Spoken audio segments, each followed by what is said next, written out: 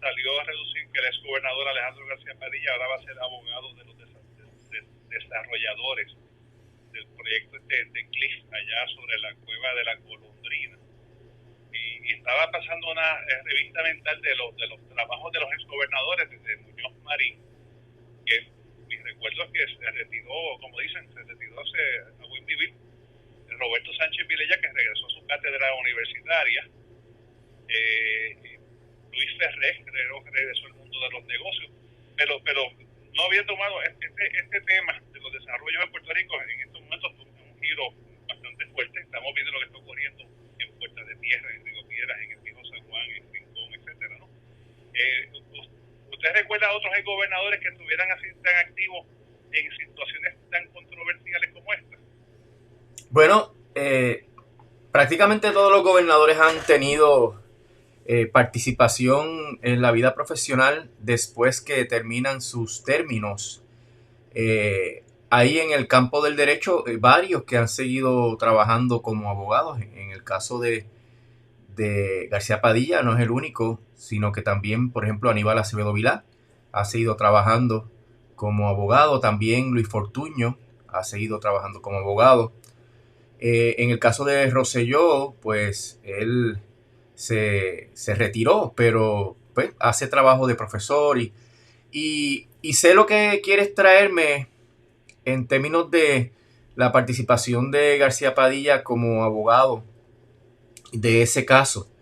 Es el issue de que desafortunadamente la rama judicial ha sufrido históricamente de una gran politización. El sistema republicano de gobierno que impera aquí, que viene de los Estados Unidos y allá pasa lo mismo, permite que los nombramientos tengan un sesgo político bien grande, ¿verdad? Dramático, porque los gobernadores de un partido no nombran jueces de otros partidos. El requisito a veces principal es ese, esa afinidad política. Y entonces aquí tenemos el caso de un gobernador que obviamente tiene una influencia política extraordinaria en la judicatura, porque en 4 años se pueden nombrar muchos jueces, Alfonso. Hay mucha tela que cortar ahí, porque imagínate la situación de que García Padilla esté postulando ante un juez que haya nombrado. ¿Cómo está en la balanza? ¿Está en el fiel esa balanza? Las lealtades. ¿Cómo se consiguió ese nombramiento? ¿Verdad? ¿Qué cabildeo hubo que hacer? Así que es cuestionable, ¿verdad?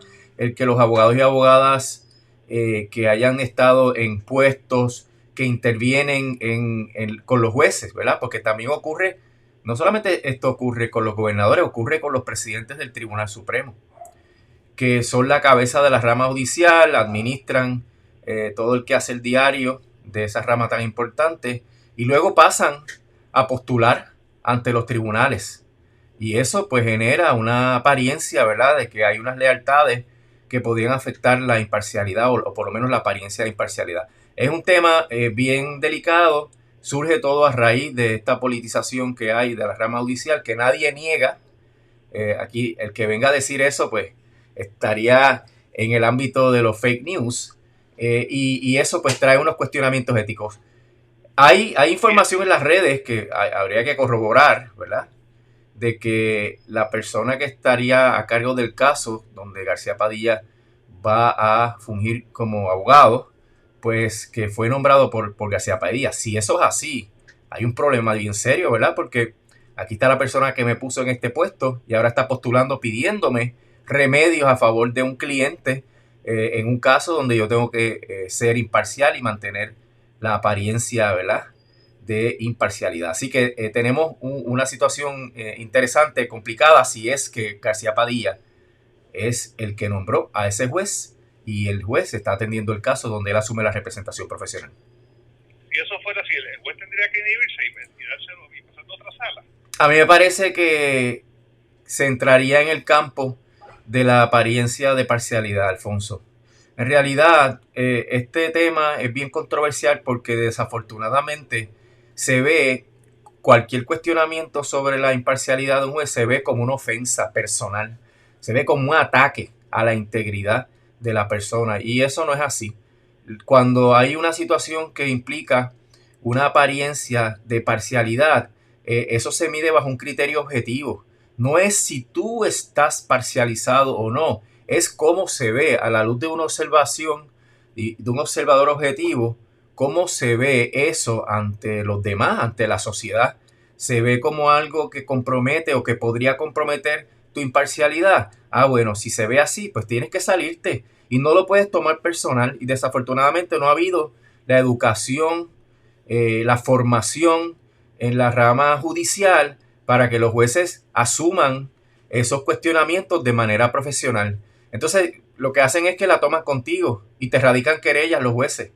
Y al radicarte querellas, pues ejercen un poder que es injustificado y que promueve el que las personas que sí tengan información que dé base a una recusación de un juez o jueza no se atrevan a llevar el planteamiento porque tienen miedo a las represalias que se podrían tomar contra el abogado o abogada o contra el cliente. Es una situación que realmente afecta dramáticamente la confianza que debe tener la población de Puerto Rico, la sociedad, en la rama judicial, porque los jueces no quieren asumir su responsabilidad cuando existe una apariencia de parcialidad. Veremos a ver qué hace el juez y si se hace algún planteamiento, porque muchas veces el juez podría hacerlo motu propio, pero si no se hace el planteamiento, no se, no se puede quejar la gente que resulte perjudicada por la decisión posteriormente. Bueno, muchísimas gracias. Vamos entonces con el tema que teníamos en agenda para la mañana de hoy, comienza o arranca la batalla para evitar aumento en la tarifa de la autoridad. Esa es una batalla que inevitablemente vamos a perder, licenciado. Mira, Alfonso, la perderíamos si el ánimo que permea estos meses, los próximos meses hasta julio, es el mismo que tenemos hoy, ¿verdad? En realidad, Puerto Rico está involucrado en tantos issues, y lo digo cínicamente, desde los Óscares, ¿verdad?, hasta los juegos de pelota, y están pasando cosas que van a tener un impacto dramático en las posibilidades que tiene Puerto Rico de tener crecimiento económico. El asunto de la Autoridad de Energía Eléctrica debiera ser discusión diaria y cardinal por todos los medios, pero está pasando todo esto bajo el radar. La situación procesal es que ya la jueza emitió una orden donde estableció un calendario, y ese calendario permite que cualquier entidad que estime que se afectaría con estos aumentos, cualquier parte con interés, porque yo pago energía eléctrica y yo por ende voy a sufrir el golpe de este aumento, y si yo tire los numeritos y ese aumento me saca del mercado, pues yo tengo más interés en este tema, ¿no? Pues puede radicar una oposición a la confirmación del plan de ajuste de la deuda, puede participar en el proceso de descubrimiento de pruebas, puede proponer mecanismos de descubrimiento como interrogatorios y deposiciones, puede contratar peritos que expliquen cuál es el impacto. Si usted es de un sector económico del país, digamos los supermercados, que los supermercados consumen mucha energía porque tienen que utilizar refrigeración y tienen que utilizar aires acondicionados masivos, ¿verdad? Grandísimos. Pues si usted sabe que si la energía le sube tanto como propone la Junta, usted se va a ajuste, pues lo único que le queda si usted quiere sobrevivir es participar en ese proceso y contratar un perito que establezca detalladamente el impacto que eso va a tener no solo en usted, sino también en toda la clase de empresarios o comerciantes que usted representa o pertenece.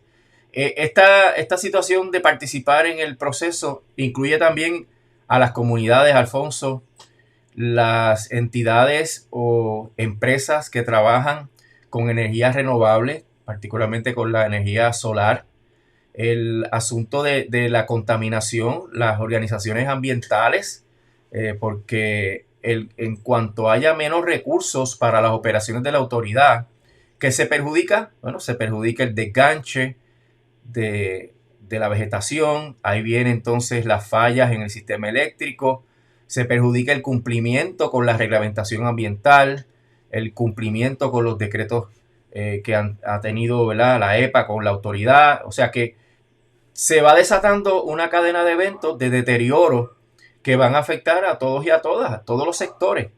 Y eso pues se va a determinar ahora en julio. La vista de confirmación está fijada para mediados de julio, pero si usted no participa y no se queja, pues después vienen las consecuencias.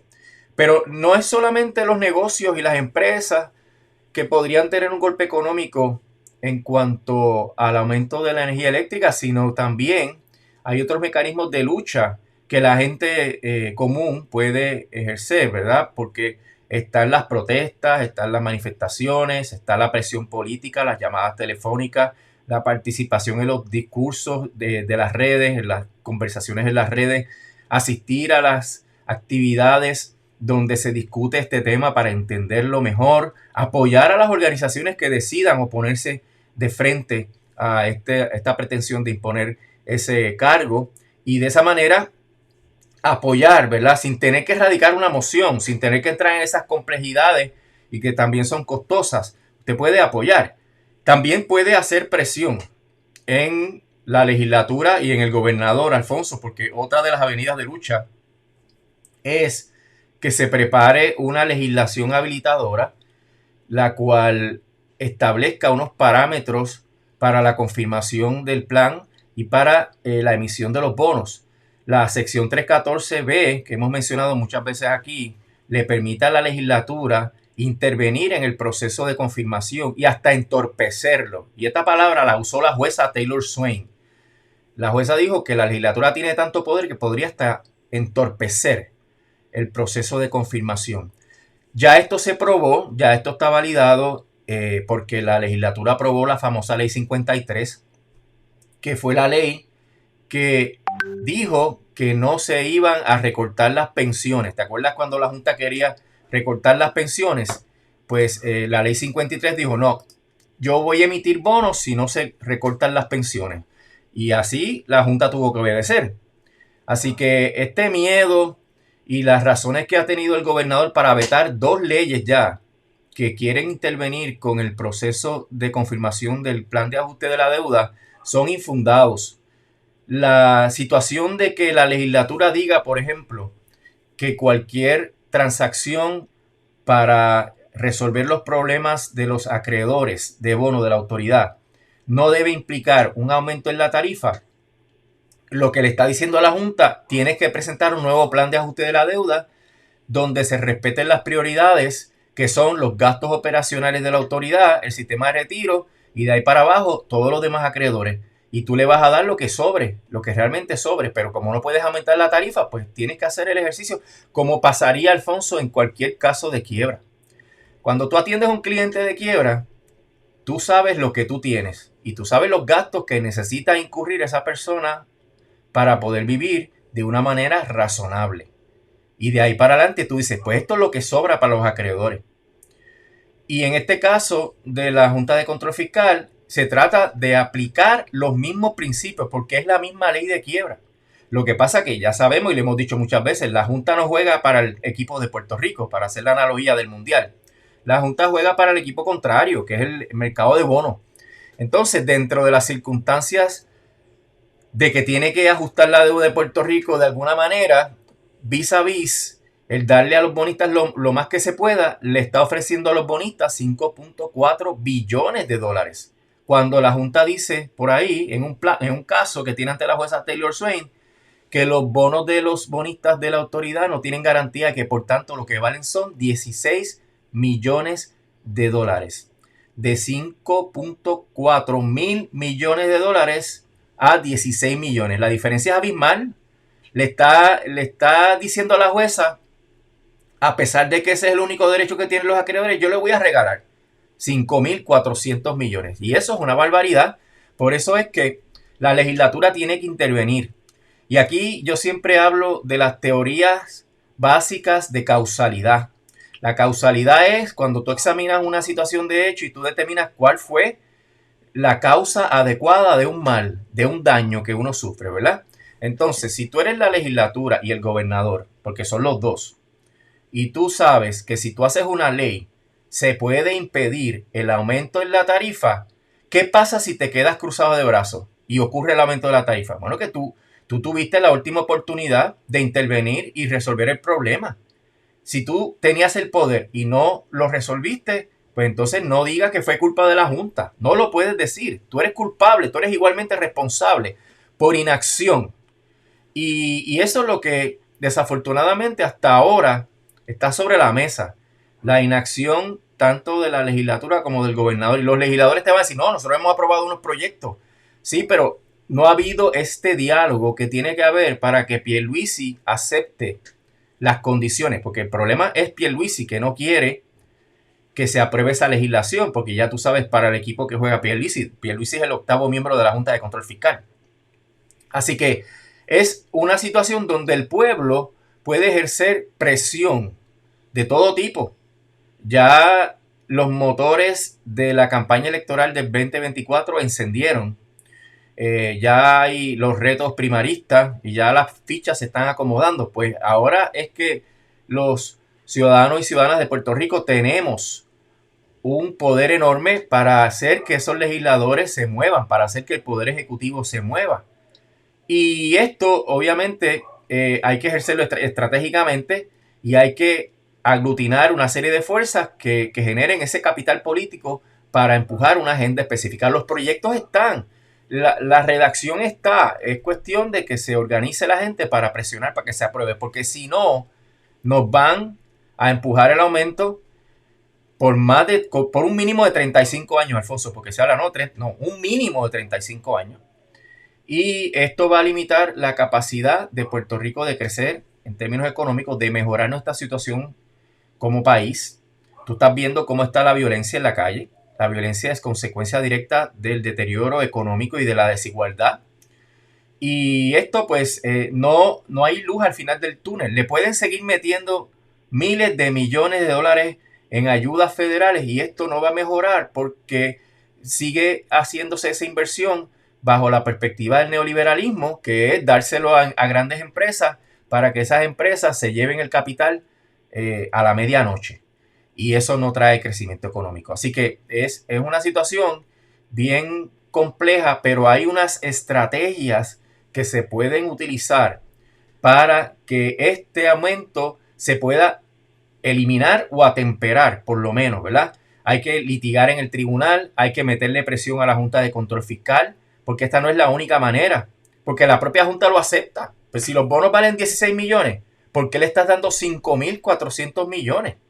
Si tú estás diciendo que no hay garantía, ¿por qué le estás ofreciendo garantizarlo?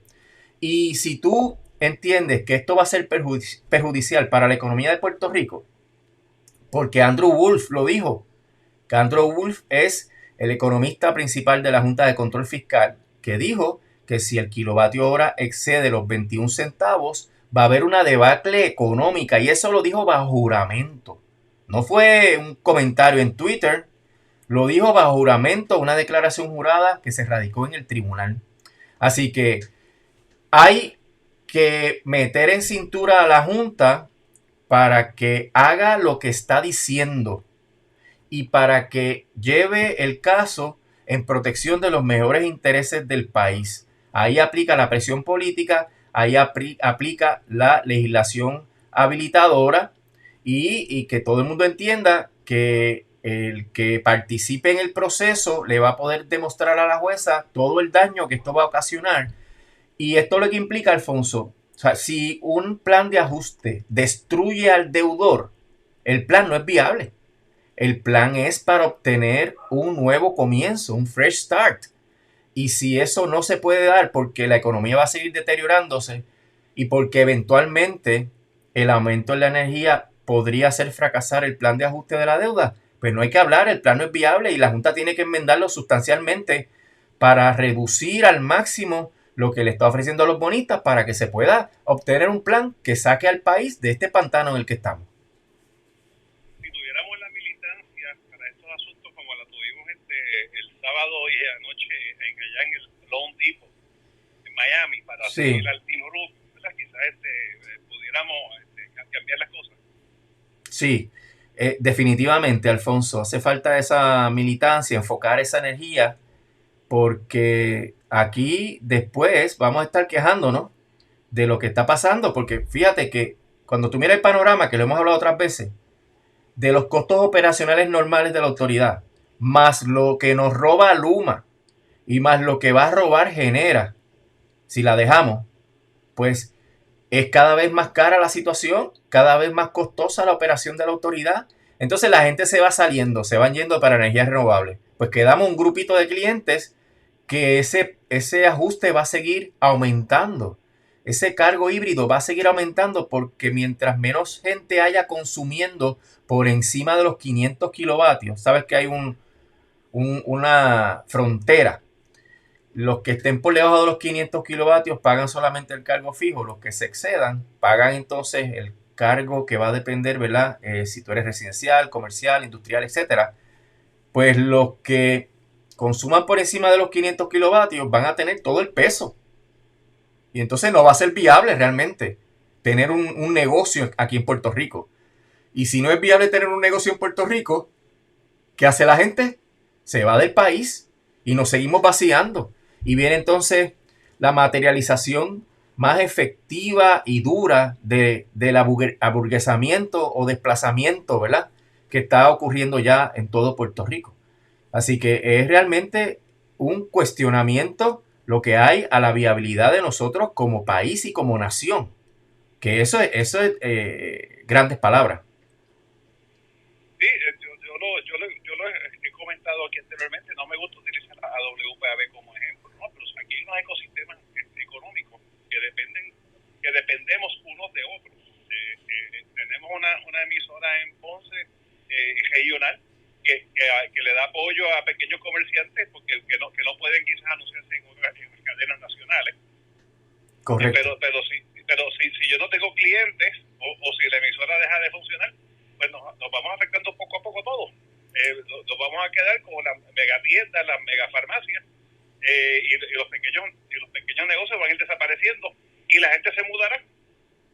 Y en un país de retirados y retirados de hambre, porque las pensiones, ya tú sabes lo que ha pasado con las pensiones, porque la gente que puede tener hijos, la gente que puede aumentar la población, se van a ir de Puerto Rico.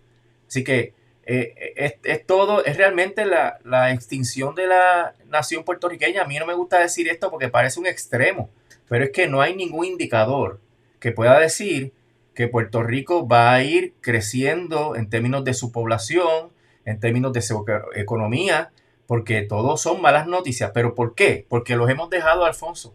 Los hemos dejado, ese es el problema. Mira, esto de la reforma laboral que discutimos la semana pasada. Pues el gobernador fue que no hizo el trabajo. Y entonces aquí no pasa nada, ¿ves? Es una irresponsabilidad, es un delito lo que acaba de cometer esa gente de AFAF y el gobernador, porque hay un delito que prohíbe el incumplimiento del deber, ¿verdad? Por razones de negligencia, el incumplimiento negligente del deber. Y eso fue lo que pasó. ¿Cuánta gente se va a ver afectada por la eliminación de la jornada, ¿verdad? De la reforma laboral, que van a sufrir daños concretos por esto? Y aquí no pasa nada. El tipo feliz por ahí diciendo que va a apelar, diciendo de ese disparate. No tiene nada que apelar. Por lo que la jueza resolvió, que es que él no hizo su trabajo. Y la jueza no lo dijo de pasada, lo dijo, es indisputable que el gobernador no hizo el trabajo. Así que no tiene nada que buscar. Y esto obviamente es desafortunado porque aunque esto viene pasando ya años, pues desde el principio se veía cuál podía ser el desenlace de la intervención de la Junta de Control Fiscal, porque venían con una agenda neoliberal, y eso está en el título 7 de la ley promesa, de ir suplantando lo nuestro, vendiendo lo nuestro, precarizándolo todo, para beneficiar el capital extranjero, darle el máximo a los bonistas, exprimiendo la sociedad. Y pues aquí seguimos lo más campante. Eso lo vamos a ir notando cada vez, Alfonso, porque como hemos dicho anteriormente, todos los años la legislatura va a estar arañando a ver cómo puede recaudar los 3.350 millones de dólares que le hace falta para empezar a pagar la deuda del gobierno central, para entonces poder gastar un centavo en la policía, en la seguridad, en la salud, etcétera. Y eso se va a ir haciendo cada vez más difícil. Y el propio Andrew Wolf dice que a finales de esta década también va a haber un déficit estructural otra vez. O sea, vamos a caer en lo mismo. ¿Cuál es el arreglo que hizo la Junta? Mira, sale en las noticias hoy que la Comisión Estatal de Elecciones está en déficit. Adiós, el plan de ajuste de la deuda no había resuelto el problema del déficit de Puerto Rico. El gobierno de Puerto Rico le debe más de 200 millones de dólares a la Autoridad de Energía Eléctrica. Adiós. La Junta maravillosa no había resuelto el problema de falta de pago a la Autoridad de Energía Eléctrica. Estamos en las mismas, Alfonso, y peor porque la economía está levantada artificialmente por la inyección de fondos federales que tienen una fecha de expiración. Y cuando se acaben, aquí se va a derrumbar todo el andamiaje económico. Pues entonces, esto ha sido todo una tomadura de pelo. Un robo. No es una tomadura de pelo. Es un saqueo lo que ha habido aquí. Porque se han llevado los consultores. Bueno, escuché un último número de 1.600 millones y no lo niego, porque si le suman la Autoridad de Energía Eléctrica con lo que falta, ya estaríamos por allá. Yo sé que con el gobierno central estuvo en 1.1, pero sí, al sumarle todo lo que falta, podríamos estar llegando a eso. Fue un saqueo a la excusa, bajo la excusa de que íbamos a ajustar la deuda de Puerto Rico porque Puerto Rico se había portado mal y la clase política puertorriqueña era un irresponsable, pero ellos lo vienen a arreglar con más saqueo, con otra clase política que se establece por encima de la clase política local y que es la que está repartiendo el bacalao. Sin duda están repartiendo el bacalao. Ese fue el trabajo que vino a hacer Natalia Yaresco acá y lo dejó encaminado y se pudo retirar. Sí, esa era la misión. Ella se fue antes de energía eléctrica porque sabía lo que conllevaba energía eléctrica y ella sabe que hacerlo mal en cuanto a energía eléctrica va a hacer que todo fracase y todo colapse. Entonces ella va a decir, yo no estaba, yo lo hice bien, yo arreglé la deuda de Puerto Rico, pero pues hicieron un trabajo malo en Autoridad de Energía Eléctrica y se cocotó todo. Porque Alfonso, el peligro es que se caiga todo. Entonces, el mensaje de Stiglitz, ¿verdad? De que el 50% de los países que ajustan su deuda quiebran otra vez a los 5 años, se va a materializar aquí en Puerto Rico al dedillo. Entonces, quiero ir por este asunto otra vez. La Autoridad de Energía Eléctrica, esta sería la batalla de Stalingrado. Aquí con esto se va todo. Sí, Alfonso, no tengo la menor duda. Con esto se va todo. Porque yo no sé si ya tú tiraste los números de cuánto te va a costar el aumento a ti. Pero, no, todavía no. El lunes, por favor. Pues hay una página de la Comisión de la Auditoría en Facebook que tiene la calculadora. Mírala y después hablamos. No, me da temor. Pon a otro a mirarla. Más tarde en la semana y más tarde en el día, muy temprano ahora, pero nada, yo creo que es importante que la gente entienda, ¿no? Que en esto de la Autoridad de Energía Eléctrica, sí, esta es la energía del país. Sí, y ahí es... O lo mantenemos prendido o lo apagamos. Exacto, Alfonso, y hay espacio para todos y todas en la lucha. Usted puede estar en su casa, pensionado, con poca movilidad, levante el teléfono y empiece a llamar al gobernador y a Tatito Hernández y a José Luis Dalmau. Eso lo puede hacer. Y explíquele cómo un aumento de esa naturaleza afectaría su calidad de vida. Porque, Alfonso, hay que verlo como una reducción del salario. Porque cuando tú empieces a pagar ese cargo híbrido, no es ahí nada más que termina esto, es la inflación que va a generar. ¿Por qué? Porque todos los demás negocios le van a pasar ese cargo al consumidor, porque si no, no pueden cuadrar los números. Así que todo va a aumentar, todo. Y eso va a ser una reducción en la pensión, sustancial, una reducción en tu salario, y sin expectativas de tener cola, ¿verdad? Que eso lo tiene muy poquita gente, el Cost of Living Adjustment. Eso, despídase. Va a ser una rebaja dramática y para todo el mundo de su salario, de sus ingresos y de su pensión. Licenciado, muchísimas gracias. Vamos a ver si la gente toma conciencia y salimos a, como usted dice, puede ser desde el teléfono hasta la calle. Exactamente, Alfonso. Hay espacio para todo eso. Muchas gracias, que pasen bonito día. Igualmente, hasta luego.